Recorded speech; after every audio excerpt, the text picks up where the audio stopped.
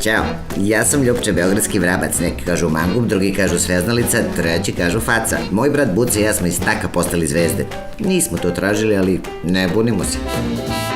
Sve je počelo tako što je Buco otvorio zajednički profil na Facebooku. I tako, pa Buco gukni golube. Pa ništa, okačiš fotku i čekaš lajkere. Misliš fanove? Vidi kakav sam samo bog i reci. Posle remake Casablanke sve se ubrzalo. Ovo smo mi, prvi put u Grotu Guče. Sećaš se onih stranaca Rajska ptica i Tukan, kako su odlepili na stolu, tražili su da skinem tu sliku. Evo ga guru Ljupče, kao izmislio Asanu vrabac za yoga dan. Ladno lebljiš. Ma jok bre, Photoshop. Evo razni festivali, žurke, jao, Adam, Bojana, čoveče, podivljali smo tamo. Pa ona tvoja Brazilka. Šta god, vidi koliko obožavateljki. Pa dobro, ipak i tebe uradio obožavateljke. Dođe Buci, jedan producent i kaže, hoćeš da glumiš u reklami? Ja mu kažem, šta glumiš, ludilo? Odmah da si se prijavio ove na svidu u paru i kaže, kupljeno.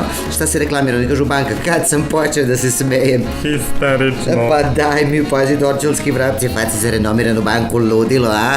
Dobro, sredi se, ispalo je okej. Ispao si malo kao da imaš teške kosti ovde. Pa, TV dodaje 5 grama. A billboard, a oglas 5 po 5, Buco, postao si teška kategorija. Ma daj, vidiš da ja volim sport. Ovo smo išli sa Orlovima na evropsko prvenstvo u košarci. Ima ovaj život prednosti. Ima i zato smo rešili da iza nas nešto i ostane. Pošto populacija vrabaca u Beogradu stalno opada. Pravimo grad za vrapce by Burazer i vrapci sa Dorčola, Raiffeisen banka i gradski oci. Naš moto, bolje vrabac na grani, nego samo u reklami. Zamisli, zahvaljujući nama je prodaja u odnosu na meseci pre kampanje porasla za 27%. Svaka nam čast. Raiffeisen banka. Stvarno možemo.